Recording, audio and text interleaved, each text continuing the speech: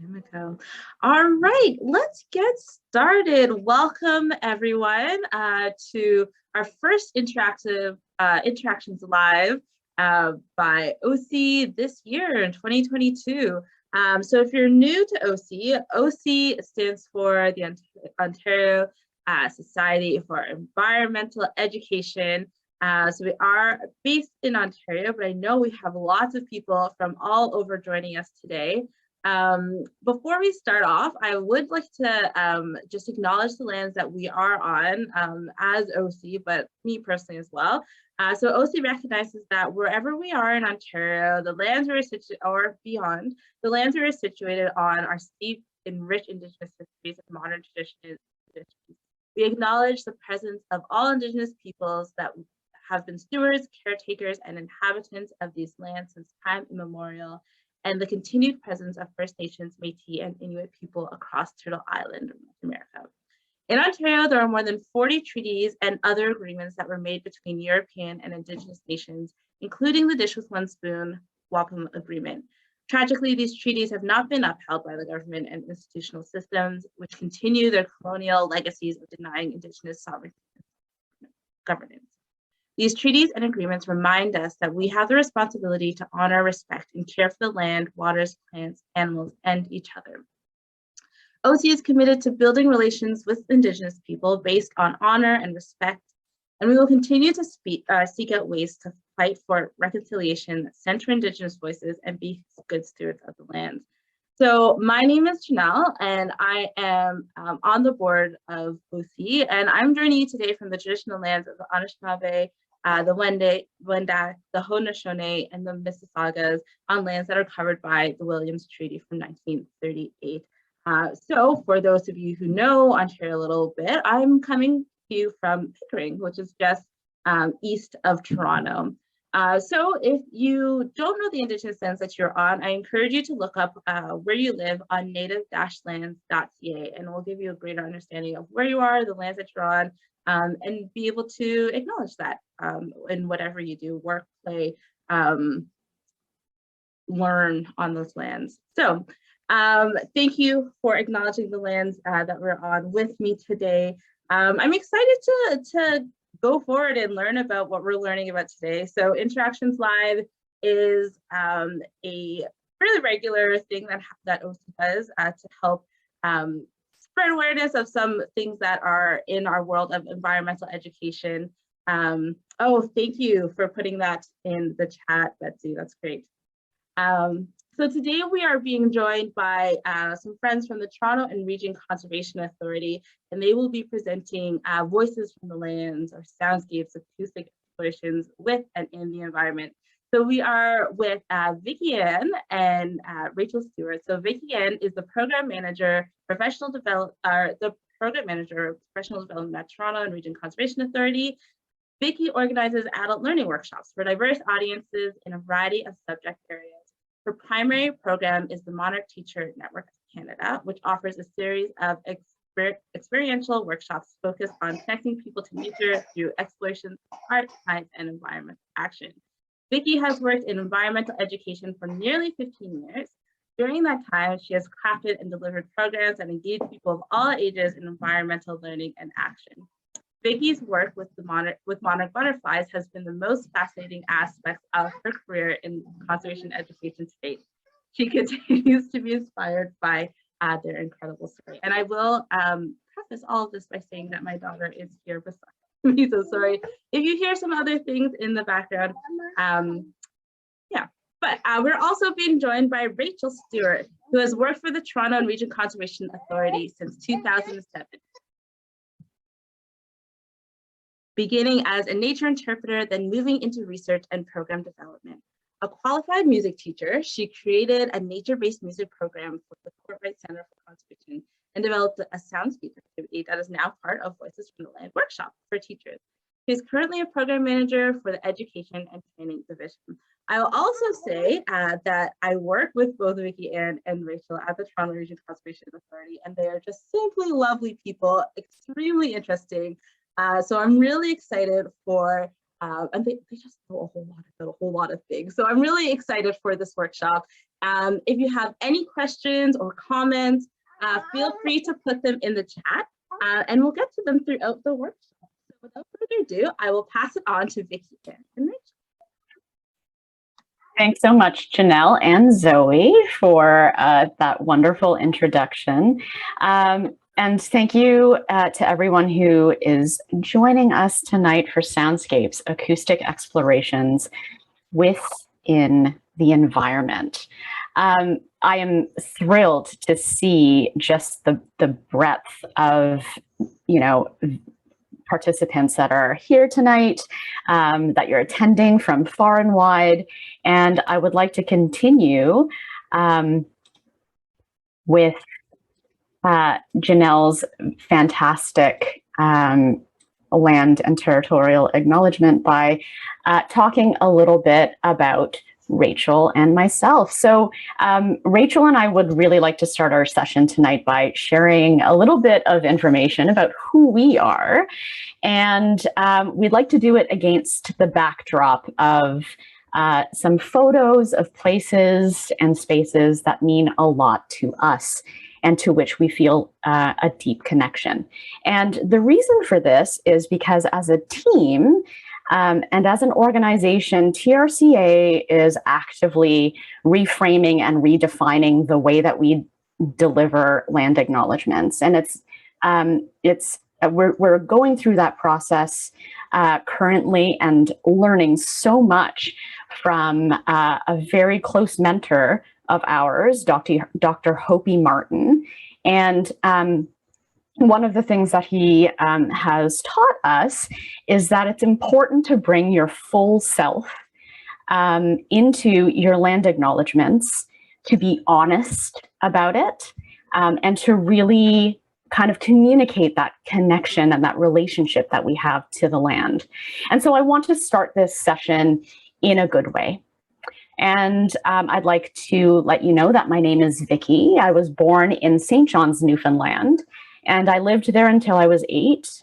My parents came from Vietnam in the late 1970s. They immigrated to Canada during the humanitarian crisis that country was experiencing following the Vietnam War.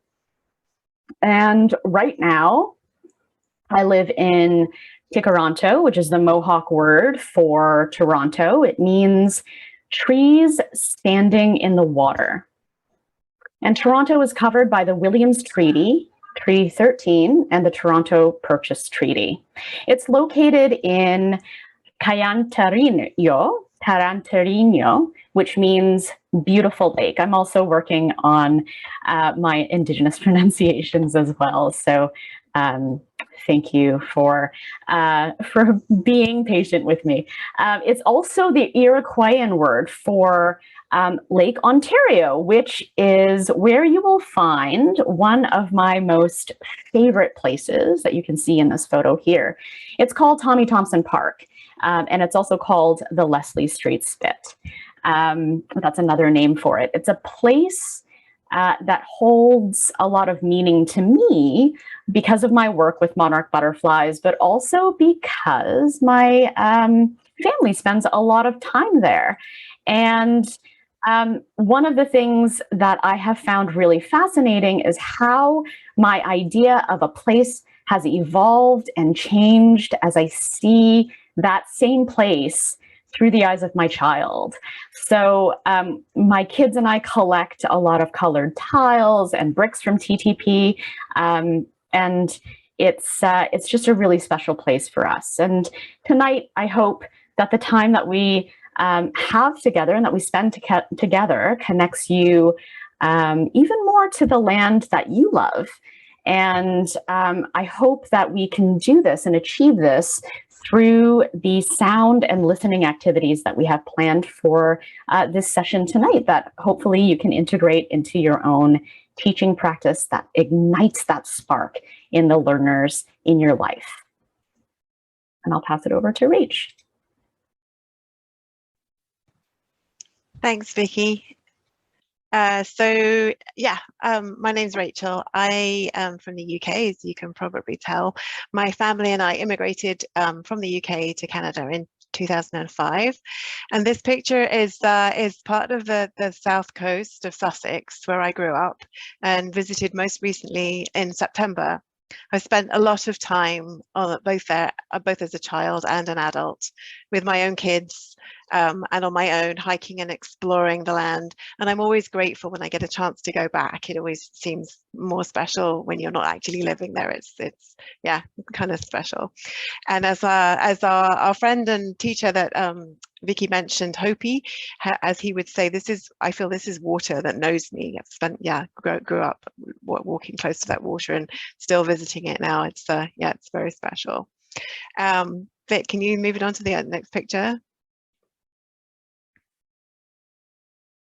Amazing, great, thank you.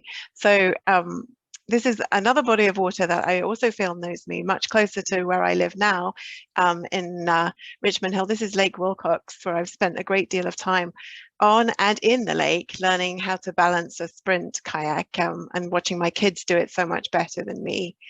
And I was looking, I'm sure there was an earlier name for the lake, but I couldn't find out what it was. But I did find out that there's evidence to show that there was a Haudenosaunee settlement on the lake long ago. And Richmond Hill is built on the traditional territories of the Haudenosaunee, also the Anishinaabe, the Wendat, and the Mississaugas of the Credit. So just a little bit about my intentions for tonight and where my heart is. I don't know about you. I always find January a little bit tricky. So I'm having a bit of a down day or two right now, but with the short days and the lack of light. But even though, we've got more reasons this year to feel a little bit more gloomy, but I am normally a very optimistic person.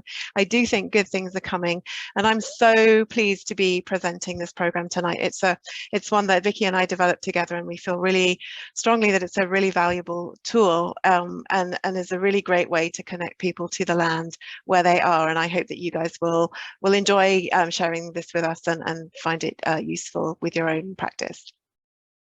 I'll pass it back to Vic. Thanks, Rach. So Rachel and I are here tonight as representatives of TRCA, and we want to respectfully acknowledge that the lands where we work are traditional territories and treaty lands, in particular those of the Mississaugas of the Credit, the Anishinaabe of the Williams Treaty First Nations, the Huron-Wendat, and the Haudenosaunee, and are now home to many diverse First Nations, Inuit, and Métis people. Through our work with land and water resources within the Greater Toronto Region, TRCA appreciates and respects the history and diversity of the land and is grateful to have the opportunity to work and meet in this territory. We are also so grateful for the continued work of many Indigenous people who are the original caretakers and stewards of this land, and acknowledge our responsibility to respect Indigenous perspectives and elevate Indigenous voices. Thank you. All right. So at this point, I'm just going to turn my video off, and I promise you'll see me again. But I find that this helps a little bit with just focusing on the information. So the first thing that I wanted to do was talk a little bit about who we are as an organization. So TRCA is one of 36 conservation authorities in Ontario. We take care of 9 watersheds and the Lake Ontario shoreline with partner organizations, municipalities, and communities. We work to preserve and protect the land and encourage people to get out and enjoy nature. And since 2009, TRCA has been the Canadian administrators of a program called Monarch Teacher Network of Canada. And the original Monarch Teacher Network actually was founded in New Jersey. And we've been really, really lucky and grateful to be able to provide the programs that were started and the curriculum that was started at the Monarch Teacher Network in New Jersey to a Canadian audience. And so MTN is a collective of environmental educators and enthusiasts who believe in inspiring people to connect with nature. And we do this through a variety of engagement approaches, but our flagship workshop is a hands-on immersive workshop. It's a training program called Teaching and Learning with Monarch Butterflies. And we also teach a super very different and super special ephemeral land art program called Voices from the Land. And I'll talk more about that program in a moment.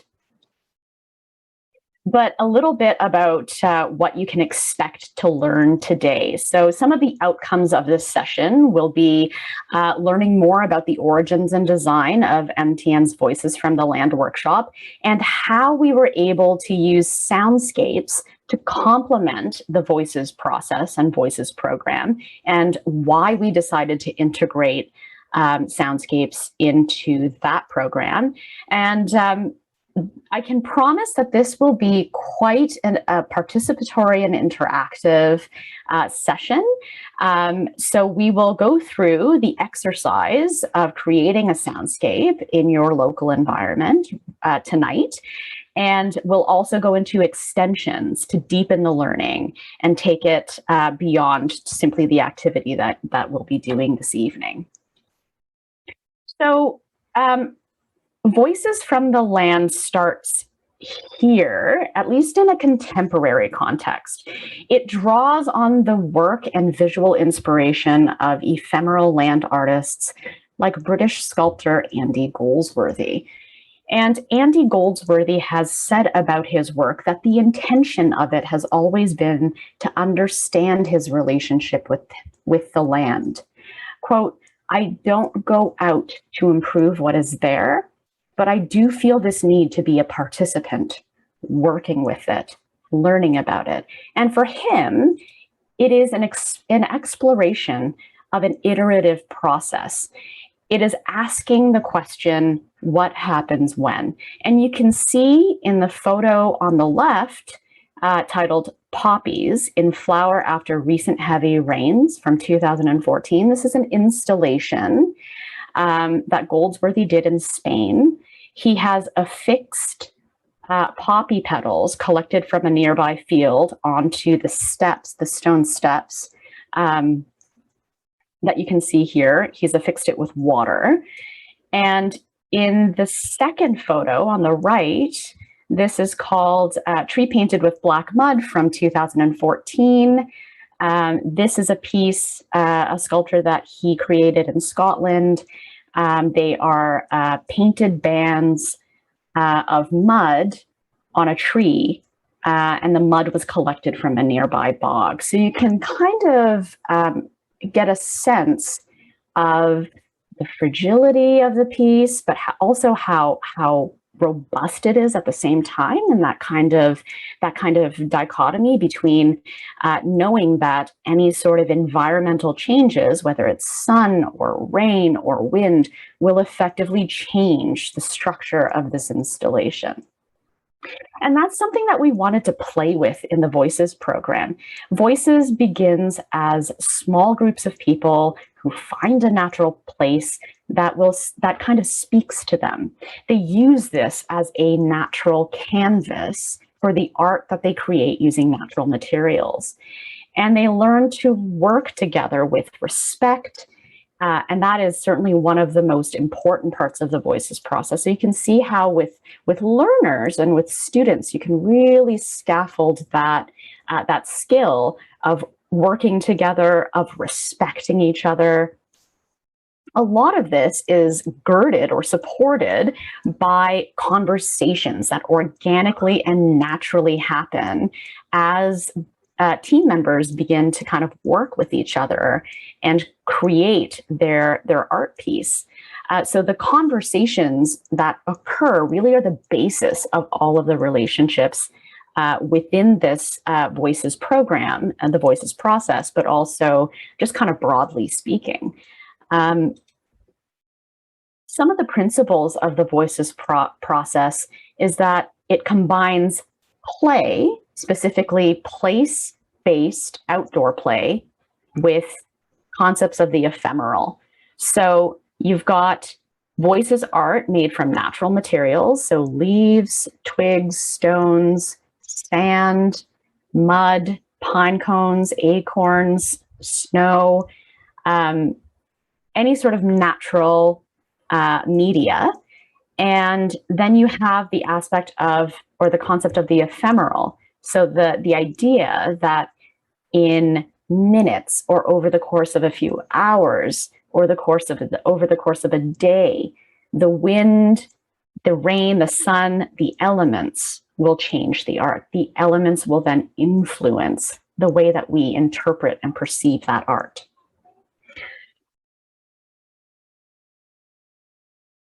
So following the creation process, the art making process, we then move into the second phase of the process, which is the gallery walk, which is really important because it allows artists and audiences to interact.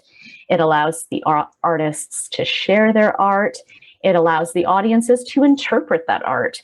And we establish group norms. So again, a great way to kind of build rapport and trust within a group.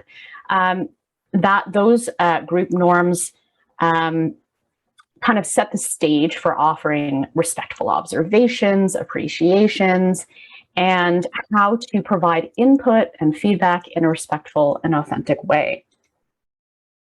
So these conversations that flow out of that gallery walk lead us into the third phase of the process, which is creating poetry. So then we take the conversations that occur very naturally, either in the art making process or during the gallery walk, and those are captured in poetry or poems. Kind of written language, can be anything that give voice to that artwork.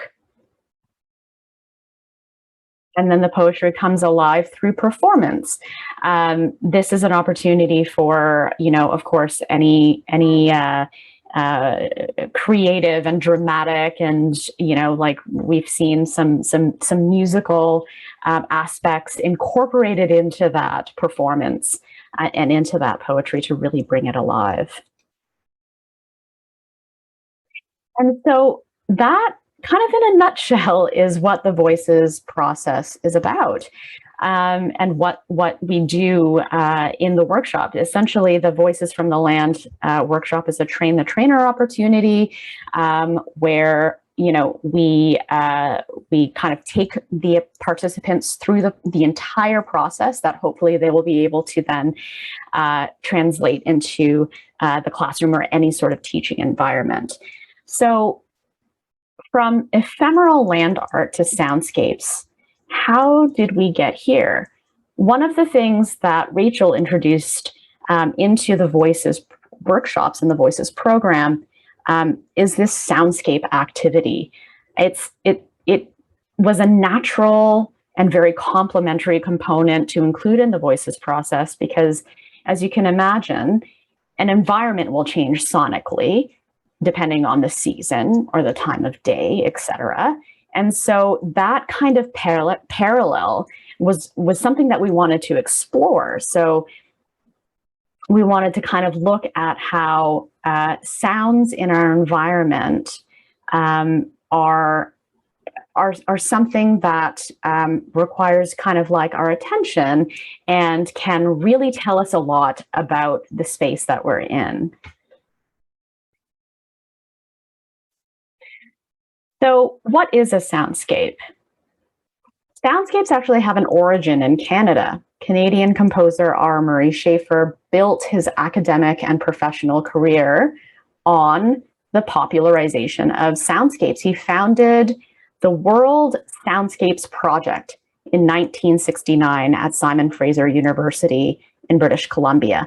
And that project had a goal of raising public awareness to sounds through active and careful listening.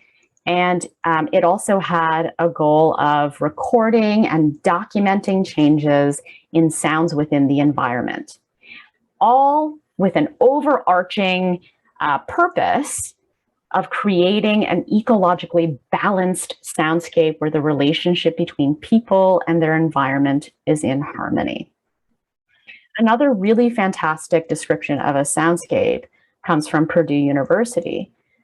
Soundscapes are a perpetual and dynamic property of all landscapes. So in soundscape ecology,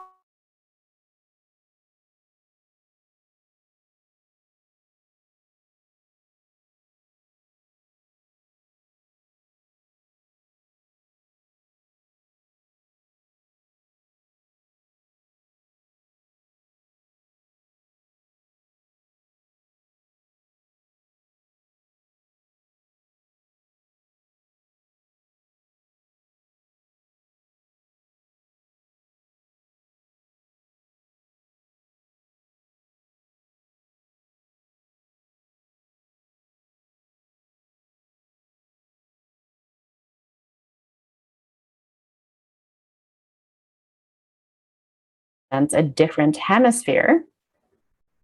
Each instrument represents a different hemisphere. And if you listen closely, you can hear how dramatically the Arctic temperatures have changed over time to the rest of the hemisphere. And it's something that I intentionally wanted to include, especially for folks who are teaching, students who might be in the secondary panel at the high school level.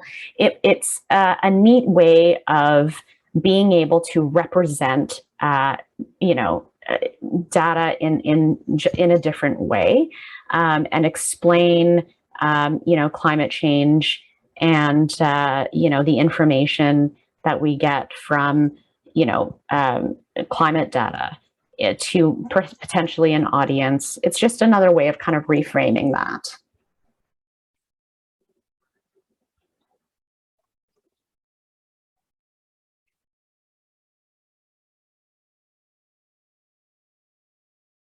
So I'll pass this next slide over to Rachel.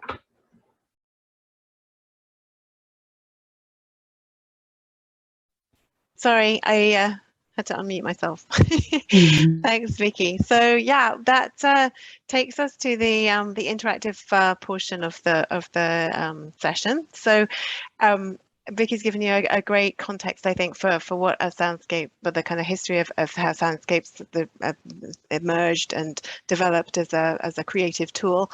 And we would like you now to do some soundscape recording. I'm using speech commas there. It's because it's not recording with a recorder. You're going to record it with a writing implement and some paper. So what we'd like you to do in a minute, I'm going to do a short exercise first, but in a minute we're going to ask you to go and take a short time outside to collect the sounds that you hear out there. So be prepared, be thinking about this now while we just do something quick inside. I know that some of you, if you're anywhere in Ontario, it's probably going to be cold and dark where you are, but most of us are outdoor educators, so hopefully that won't be too much of a deterrent.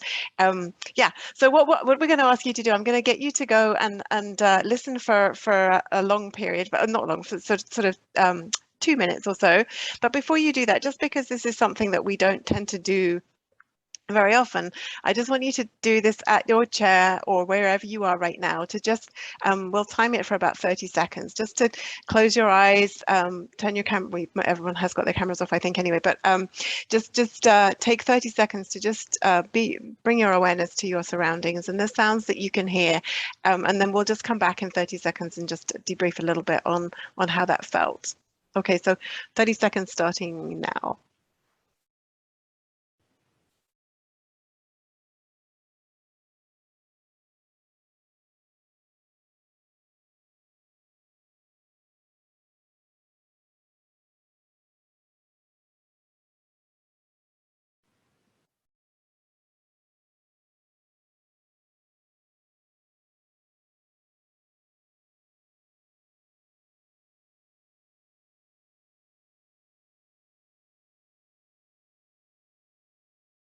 All right, so just 30 seconds. I wonder how that felt. We won't take too long to share answers now. We're going to do that in a more intense way in a little bit. But if for me, I heard the central heating that I hadn't been aware of before.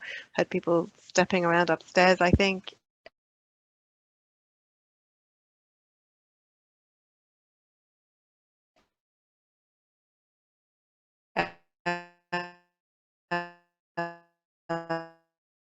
In a way that you wouldn't have done otherwise. So we're going to take this outside, as I've mentioned. So we're going to give you, I think we'll give you a 10-minute slot in a minute. I'll let you know what time we want you to come back. But the task is to grab yourself something to write with, something to write on, a piece of paper. It doesn't have to be a fancy piece of paper, something to rest on so that you can write on and take notes. And then a mobile device so that you can use it A, as a timer, and B, you're going to take a picture of not where you are, but the picture of what you end up with on your paper. So what am I expecting you to come up with on your paper? Well, you're going to listen for 2 minutes, at least 2 minutes. You can listen for a little bit longer if you would like, but let's do at least 2 minutes. I would like you to make a note on your page with your writing implement, whether it's a pencil, a crayon, or whatever. Make a note in some way, whether it's a symbol, a word, a squiggle, the musical symbol, whatever you would like, or its actual picture if you're feeling artistic and you'd like to draw the actual realistic representation of what you hear, that's great too. Make a mark on your paper that represents all of the sounds that you hear. So you're going to listen for 2 minutes. If you want to place yourself in the middle of your paper as a mark to represent yourself and then spatially represent those sounds around you, that's great too. If you want to represent them in terms of time, that's great too. We will, after the end of the 2 minutes, I would like you to stop listening, take a picture with your phone, and then email that picture to Vicky. The address is on the screen there. And then we will be doing some debriefing and looking at the different ways that people made recordings, what the recordings that they made. We'll have a bit of a chat about how that went, and then talk a little bit more about how you can use this tool with students that you might be in charge of. So if there's any questions, feel free to unmute yourself or raise your hand or put something in the chat. If not, I should really have started my video. Yeah, should put my camera on. Here I am. So yeah, if there's any questions, feel free to ask now. Otherwise, I've got 7:38 here. If you can just take a note of how that compares to the time it is with you. I think we have a few different time zones represented here tonight. And we will come back at, let's say, 7:45 Ontario time, which is in 12 minutes. We'll give you an extra 2 minutes. Which hopefully will give you time to grab some warm things to put on.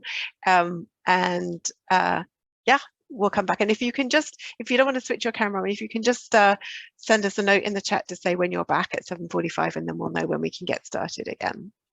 All right, we'll see you in, actually, I hope nobody's gone. That's definitely not, I've just given myself away. I'm not a mathematician. That was only 6 minutes. So we will come back at 7:50. Yeah, that's right, Vicky, right? More at 7:50. So however that relates to where you are. Okay, 7:50. Have fun. We'll see you in a bit.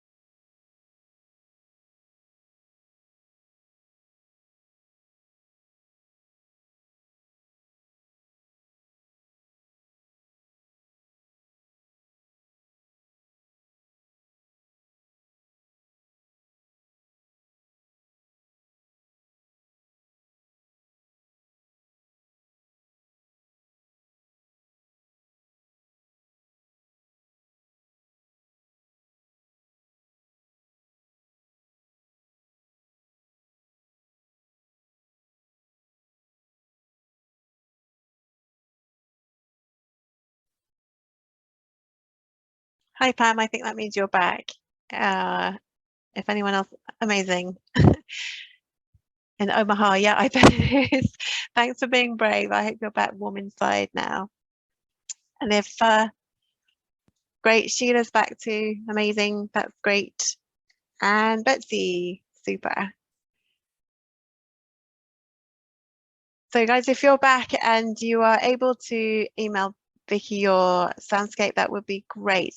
I should have said before we broke, hopefully it's taken as read, this is a safe space, no judgment here. There's no right and wrong way to do this. It's a creative exercise, and there's lots and lots of different ways to do it, and everything is valid. So if you're super self-conscious about sending it, then that's fine too, but it'll be great if we can get at least a few to throw up on the screen and just chat about. So we got Hannah's back and Ashley's back. That's awesome. I think we'll just give it a couple more minutes. Oh, and we do have, Vicky's got 3 soundscapes. Thank you very much, guys, for sending those in. That's really, really great. And I'll just warn you that we will, Vicky, the soundscapes, Vicky's gonna put a couple, we've got a bit of time, so we'll do 3 or 4 to throw up on the screen, and we'd like you to tell us a little bit about what's on your paper so that we can discuss it, emphasizing again that there are no wrong answers, and it's all, whatever you've done will be interesting and great to talk about.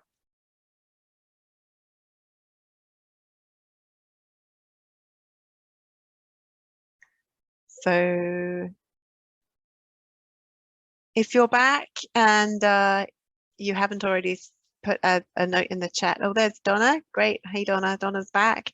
If you haven't put a note in the chat to tell us that you're back, please do, just so that we know that everyone's back. Brian's back. Bug sounds. Ah, Brian's in Florida. Don't make us jealous, Brian. Up here with our snow in Ontario. Amaris is back. Yes, I know. Jennifer's back. Amazing. I think Allison's back. Terrific. We still have probably quite a few people back, but not back, I think. We'll just give it one more minute. It is only just 7:50, so.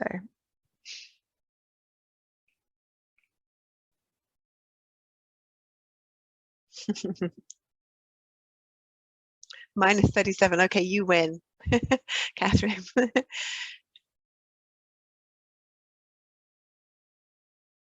Yeah, that's fair.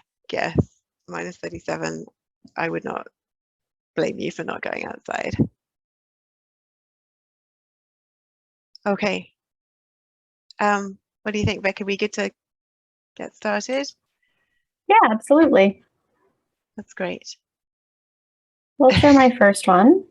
Awesome.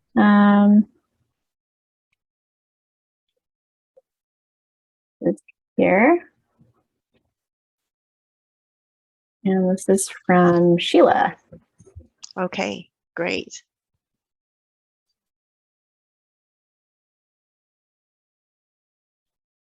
Is it going to pop up? It is. Amazing. Great. Sheila, would you mind unmuting and telling us a little bit about what you heard and what your symbols mean to you? Yeah, absolutely. So I sat on my deck outside. It's not as cold here. It's Cool. not bad. It's about 40 or 4.5, depending on what units you use. I'm very close to a highway. So I'm in front of a river, but the river is very calm today. Usually I hear geese at this time of night, but I did not hear any, so I was surprised. So the dominant shapes you see are from the river. Sorry, from the highway. Right. And there's a lot of different sounds. The big one that's shooting up was a foghorn that went off while I was out there. Interesting.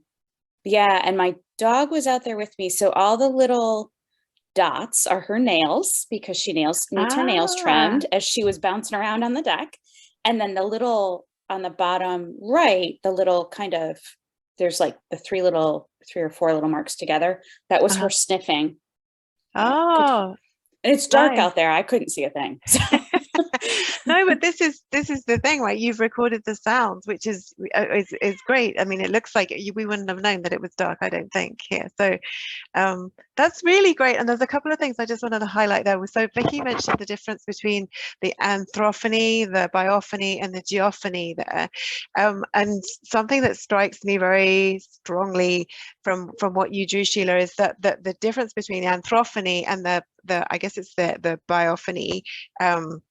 You did it, and also the geophony as well. You've got the river in there as well. So the biophony, and this is often the case, that they're the dominant sounds, right? The man-made sounds are often the ones that kind of overwhelm the soundscape, which is, if you're teaching, can be a lesson in itself. That's something to bring out and just to point to. The other thing that you've done really nicely, I think, is represented the sounds, like the length of the sound. And if you're teaching this as a music exercise, which many people will be, you've captured the long and the short sounds, and sounds that were kind of continuous. You've got those very clear lines of the river and the highway, and then the short, the foghorn, and then the clip nails. Also dynamics, right? Loud and soft, which is another element of music. We'll talk about that in a little bit.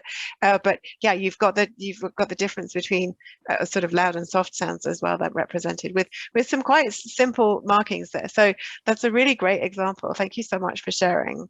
Was there anything else you wanted to mention? No, that was it. I was surprised I didn't hear any birds. I usually do it. I usually hear the geese at night. Maybe there's a storm coming. That, or maybe the bobcat's not out after them. So yeah. Did anyone Thank else want to chime in with anything? I'm just looking at the chat there.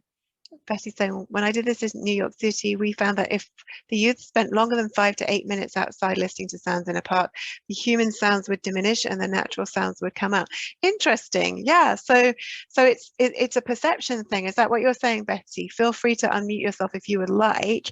You're saying that it's not actual that the human-made sounds are louder. It's just how we perceive them. And once you've sat in a natural environment for a long time, they would focus on them because they're so used to them. But once they sat and listened more, they would sort of fade out and become more of the background noise, and they would start to focus more on the more natural or more park-like sounds. That's really interesting. Yeah.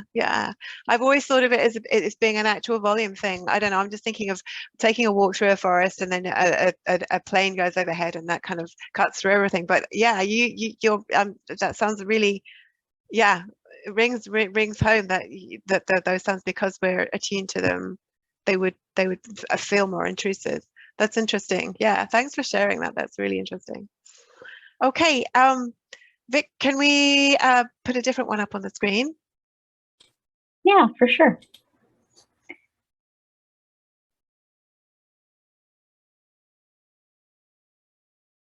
Maybe I'll make this one a bit bigger. Cool. This one is from Donna. That's lovely. Donna, would you like to just talk us through it? Sure. And if it goes a bit bigger, Vic, that would really help me in my old aging eyes. That's lovely. Oh, great. I don't have a cell phone, so I had to run and grab the iPad and take a picture. But yeah, it was really, really dark out there, and it was really spooky sounding, because it was seemed like right on the edge of my property was a lot of coyotes. So they were all singing and barking and howling and, you know, woo and all that sort of thing. But in between that, I heard wind, and I started to hear a lot of wind coming from the one side. But then when I listened a little longer, I heard it coming from another direction as well. There's a big tree right off my deck where I was standing in the pitch black, and it was creaking, and just the one branch that's quite large seemed to have a lot of creaking going on. Just beyond the tree is a tarp that's over some wood. And I noticed that it started flapping, and it was really the only human sound that I heard. I heard the dripping of the water because we had a bit of a thaw, like it's about 0 right now, and it feels like -5, but it was beautiful. I thought that because I've been listening and watching the birds right at the bird feeder and the squirrels just off my deck, that they might be around, but there's no sign of them. They're not to be found tonight. It was just mostly the wind and the howling and the barking of the coyotes. And when I listened longer, that's when I heard the dripping, the creaking, and the flapping of the tarp. So that's lovely. I never heard cars, which was great. Amazing. Yeah. No, that's a really diverse soundscape that you've got there. A lot going on, and the wind coming from different directions. Yeah, you haven't got the sort of long underlying sounds that was in that Sheila's had. You've got lots of different sort of disparate sounds, which is really interesting. Yeah, and you've represented that with different colors, which is lovely. That's another thing that you can do when you're doing this with kids as well. Anyone got any comments? Like, just looking at the chat, Janelle, feel free to kind of curate this chat for me if I'm missing things. But yeah, Betsy's just saying PLT also has some tips for making sound maps in a virtual setting. Great. Yeah, that's a great resource. And Catherine's saying, in addition to what Betsy's mentioned, I did something similar with the kindergarten. Sit and listen. The longer we waited, the fewer people noises we heard. Interesting. The chickadees also became more curious about us, so we could really tune into their flapping and movement as well. That's lovely. Yeah, I think these are all things that sort of feed off each other. So the longer that you sit there, yeah, we tune into the natural sounds, I'm sure, and also we kind of become quieter, and the animals and the natural sounds become a little bit more confident around us, and so the sounds go up as well. Yeah, that's really lovely. Great, thank you for those comments. Vicky, can we do one more? I think so. You'll have to be patient with me though. Okay. Okay. Just while Vicky's throwing the next one up, we'll just do one more, and then I'm going to just share some ideas about using this as a teaching tool briefly, because I think we need to wrap up fairly quickly. But just to say that I think that I can see from the comments that are coming in that, as I mentioned at the beginning, this as a teaching tool, I find this to be a really, really powerful way to get kids to connect to their environment. Sometimes when you're teaching, if we're teaching outdoor education, if you're doing something more science-based or a different kind of exploration, if they've got clipboards, or they're doing something that pond exploration, it's a different thing. You know, those are great. They're all great activities, and there's a lot of learning that goes on with that. I'm not denigrating that. I'm just saying that this is a very different activity, and is really great as a sort of a way to connect in a very deep way for kids to observe, really pay attention to what's around them, and not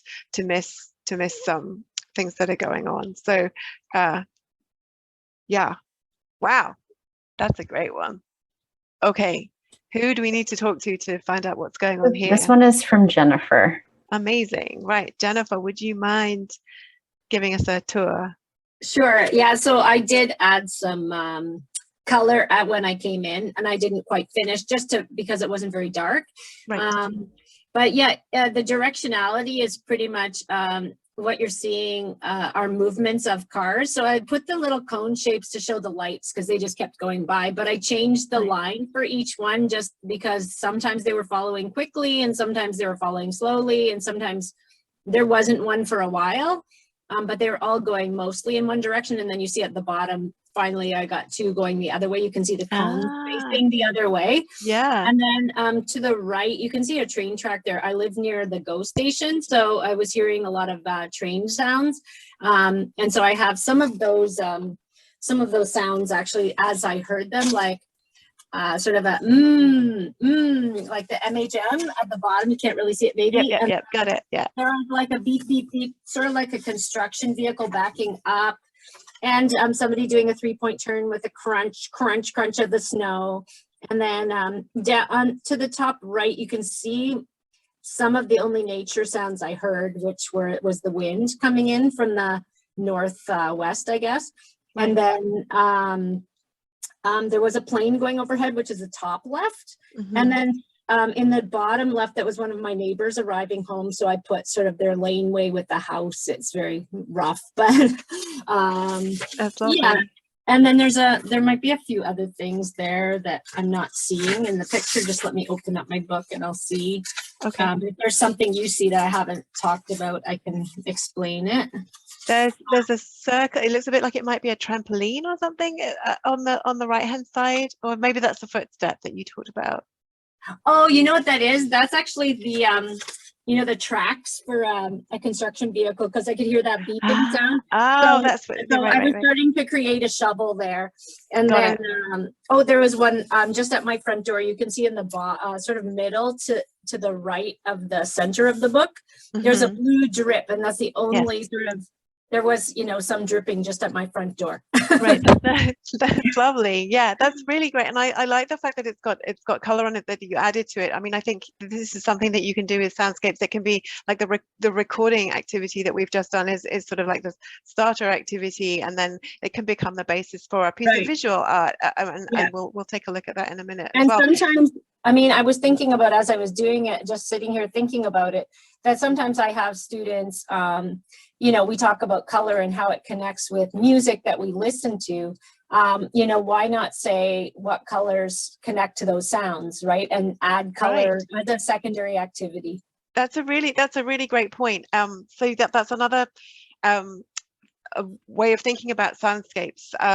I'm just wondering, maybe what I might do is just go through the next few slides in the presentation to and then maybe we'll talk a little bit about that, because that is something that it's a kind of high level mental exercise, but that can be done by quite small children, I think, to listen to a sound, to turn it into something that's visual, and then to maybe think about it being a color, and then to think about what color is it. Or you can do it the other way around, sort of, if they're listening to sounds, how does that sound make you feel, and what color is that sound? These, there's quite complicated sort of switches to make, but it can be quite doable. With I've done it with grade 5, and it's tough for some kids, but I start with my many colored days, and we talk about what colors do we connect with what mood, and we're just trying to make connection to the mood of the music first. But it is hard, because you also need to talk about, I find talking about line helps, and pitch and voice before that, so that kids start thinking about sound as it relates to movement of line. Lovely. Thickness, thinness, shape, that kind of thing. Yeah, awesome. Sounds really, really great. Cool. How are we doing, Vicky? I think it might be, have we got time to share one more, or should we move on? I've just got a few more slides to just quickly talk through, and then there may be questions, I think. Yeah, I think we may need to move on. Thank you so much to everyone for participating and sending their soundscapes. It's great. Awesome. So hopefully we can get the slides back up on the screen, and I will just whip through. Lovely. So I think we can go to, if you can flip it on a couple, Vic, and again, and again. That one, great. Okay, so yeah, that'll be fine. Yeah, that's good. We'll go from that one. So yeah, how do I bring soundscapes into my classroom? So there are lots of ways to do it. You'll work out what works best for you and your students, depending on who you're working with, whether it's primary, secondary, or adults. There's activities. The activity that we did tonight is very adaptable. You can do it with lots of different levels of people, and I'm sure you're kind of mulling that over as I talk. This that we've done tonight is really a starting point, and you can modify it in many ways. I'll give you a couple as we between now and the end of the session, but if you have questions, feel free to reach out to Vicky or I after the session is over, and we'll be happy to discuss further. So I would suggest that you start, if you've got very young kids or students that aren't used to doing this, even if they're older, to start as we did by listening for a very, very short period and just collecting, inverted commas, a few sounds per student. You might even want to ask them to start by just looking for one particular sound per student if they're very new to the activity. Next slide, please, Vicky. So just briefly to go over some curriculum connections. This is really, I'm sorry for those of you who aren't in Ontario, but this is really connected to the Ontario curriculum. I think it might, I had took a quick look at some of the US curricula, but it's kind of hard to find it. It's not, it doesn't exist in the same way that I think it does in Ontario, as far as I could make out. But anyway, so then the great thing about the music and art curriculums in Ontario is that they are very sort of broad brush, and the elements of music and the elements of design and the principles of design, and they stay the same pretty much all the way through elementary school, and if not also into high school as well. Different adaptations, but yeah, there's a lot that can work with some modifications at many levels.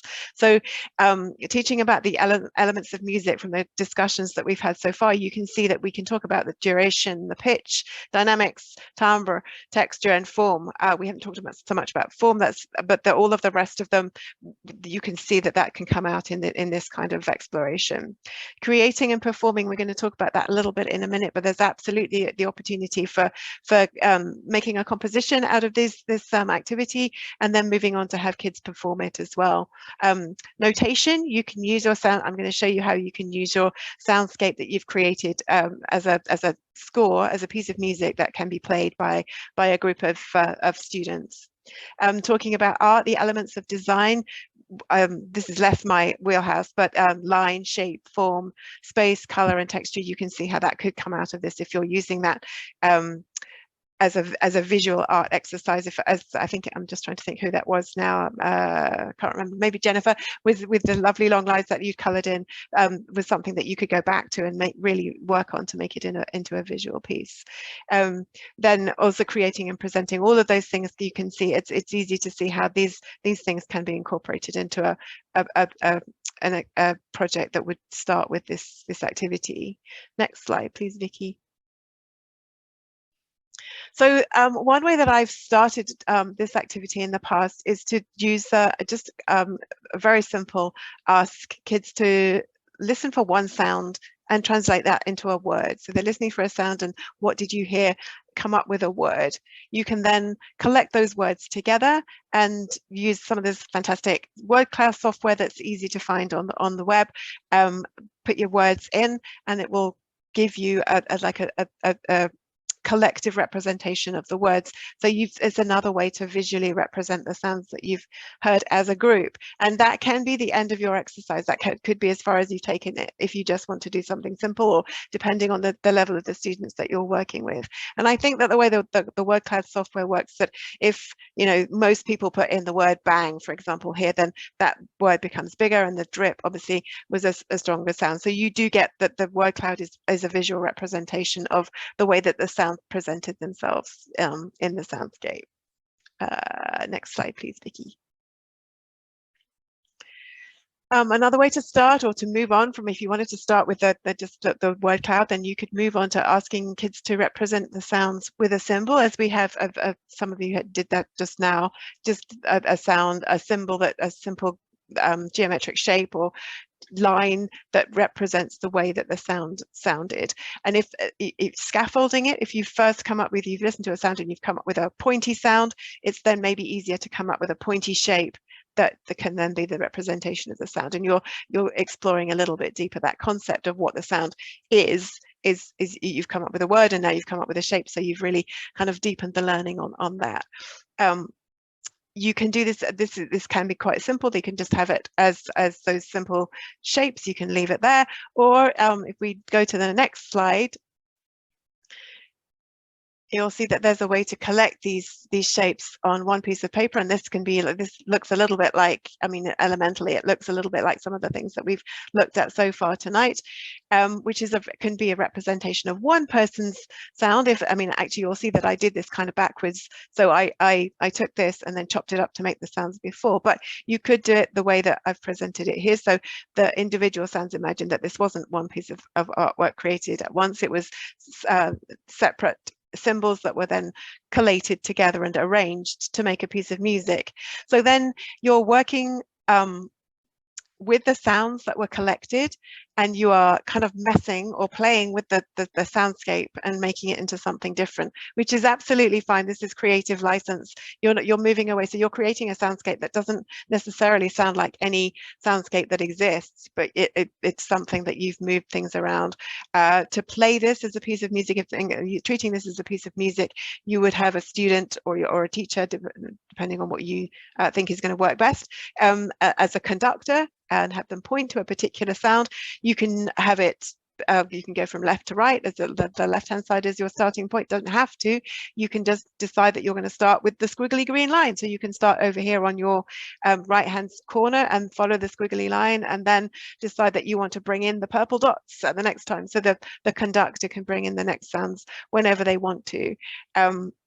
Yeah, so it's really a kind of a creative license to rejig the soundscape from whatever it was in reality to something completely different, if you like. Okay, next slide, please. So if your goal is to work less from a music standpoint and more from an artistic, a fine arts point of view, then there's plenty of scope to do that. And these are just a few examples that I pulled off the web to give you some ideas of where this can go. So, for example, the John Mason piece on the left, I think that would probably be one sound that was recorded, and that's the representation of the sound. One on the bottom right is another John Mason, but this, I think you can see the squares that seem to travel from right to left, and maybe there was some great big sound in the middle that was recorded with these bright primary colors there, and geometric shapes with lots of corners. Yeah, and then the one on the top, the Odding Wang, looks very much like a sonograph that representation. I think maybe that was used as the inspiration for that piece of work. And I'm not quite sure about the one on the left hand at the bottom. I just really liked that picture, and it's a different way of portraying sound. All right, just to move to the next slide then, please. Thanks, Vicky. Just to give you some thoughts, if you're, so it sounds like we've got some experienced music teachers in the crowd anyway, so maybe that you might not need this, but just from if you're not a music teacher and you wanted to try this with a group of students, just some ideas. So easy ways to source some instruments. So the easiest thing is one of the easiest things is to start with body percussion. So the left hand bottoms, those colored phrases there. One of Vicky's favorite ways to produce music. Yeah, clap your hands, slap your thighs, rubbing your hands together, all those things, humming, thumping, stamping, clicking, and singing. Yeah, very portable instruments that you can take with you. So if you're doing this outside and you've gone on a bit of a field trip, whether it's in an urban setting or into the forest or into a meadow, it's great to create music right where you are, use the soundscape, just kind of create a soundscape on the spot. And that's great to use body percussion because you don't have to take anything with you. You can also take a quite simple props in a backpack, and the collections on the right hand side are stuff that you could easily stuff into a backpack and take with you. So the top picture is just a little set of whatever was in our recycling, I think, the day that I made the slideshow, and the bottom is just a selection of classroom instruments that many people will have access to in a classroom. Just the one thing that I would say about each of those sets is, if you're creating a set, whatever kind of set you're creating, try and think about the different types of sounds that you're collecting, and give yourself some scope for a wide selection. So include some metal instruments, whether it's glockenspiel is in the bottom, or bells, or a tambourine with bells on it, or it's an empty bean tin, or some spoons. Have some metal, some wood if you can, and then whatever else. Shakers are really, really great. If you can get those little egg shakers, kids love them. They make a great sound. You can make lots of different sounds with them. Wooden sounds are really great. And then the other thing that I would recommend is, if it's possible, to include something with pitch, like that glockenspiel in the bottom there, or if you've got body percussion, you can always add the singing option. You don't have to have it, but if you've got something that is pitched, then it can add that extra element to your soundscape when you're composing and performing. And I think that's it. But oh yeah, well, there's one more slide, which, Vic, do you want to do this one? Yeah, sure, can do. We just wanted to apologies. We just wanted to draw everyone's attention to this really fantastic resource called Sounds of Your Park, which is in fact a project and an initiative that collects high quality sound recordings to celebrate, various protected areas and national parks all across the world. And essentially what they're trying to do is curate, lots of different, unique and diverse sounds around the world, and use this site as essentially a repository or a museum for those sounds and for those specific ecosystems as well. So this Sounds of Your Park project is a Nature for All collaboration between Parks Canada, the National Park Service, the International Union for Conservation of Nature, Colorado State University, and others. And this Nature for All movement is essentially a platform or a global campaign that helps bring organizations together to inspire a love of nature. So it's something that's really new and very interesting. And if you have the capacity to record high quality sound recordings, they certainly invite contributions on their website. So that's soundsofyourpark.com. And then it pretty much brings us to the end of our session. I just wanted to put this quote from R. Murray Schafer, who actually died this past summer in August of 2021. And I know that I had mentioned it earlier on in the presentation, but I thought that it was such a poignant quote and so relevant to what we're talking about right now with soundscapes and human impact and influence on the world, that I just wanted to kind of end things off with this thought. And I also wanted to thank you very much for joining us tonight. Rachel and I think, if I can speak for the both of us, one of the most fascinating things and exciting things about this Soundscapes program is seeing its application in the outdoor education and environmental education sector. So if you do end up using Soundscapes with your students or within your teaching practice, we would love to hear about it. And you can always email us, or if you want any sort of support or any additional information, certainly feel free to reach out to us. Any last thoughts, Rach? No, I think that's it. I just thank you all for your time tonight, and thank you for some really great comments, and there's some really great resources in the chat. So I hope everybody's had a chance to take a look there. I think Janelle collated them at the end there, so they're pretty much all there in that last message. But yeah, thanks so much. Have fun. Thank you so much, Rachel and Vicky. That was simply amazing. I really enjoyed it. And based on some of the things that we saw in the chat, I think other people enjoyed it too. It's really great to hear all the things that people are currently doing in their work, and that people are inspired to continue doing these things with their participants or their students or whoever they're working with. So thank you for all of those resources and helping us to take a different perspective on outdoor education and getting outside and interacting and experiencing the world around us. So thank you so much for that. Does anyone have any questions before we sort of move on to our final things here?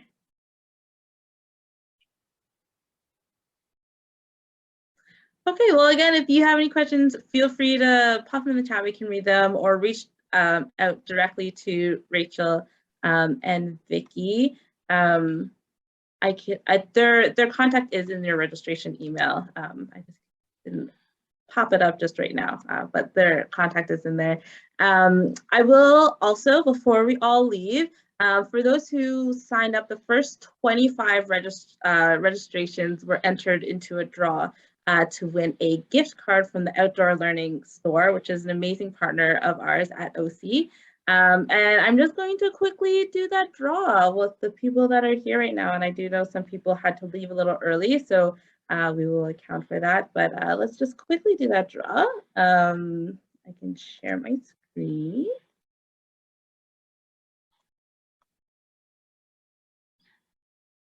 And here we go. So let's see who won a $50 gift card to the Outdoor Learning Store.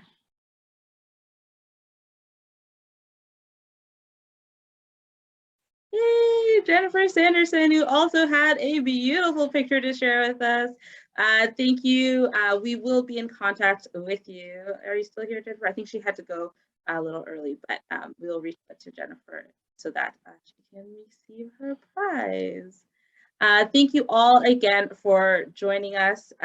If you're new to OC, I did put some links in the chat to help you orient yourself to OC and the work that we do. This will have been recorded. I will say that I lost my power midway through, so there was a little bit of jumbling back and forth, but hopefully I'll be able to piece together something for you, and we can send that out as well. So again, thank you for joining us. We hope to see you again in the future at more Interactions Live, and have a wonderful evening and night, depending on where you are. Bye, everyone. Thank you. Goodbye, guys.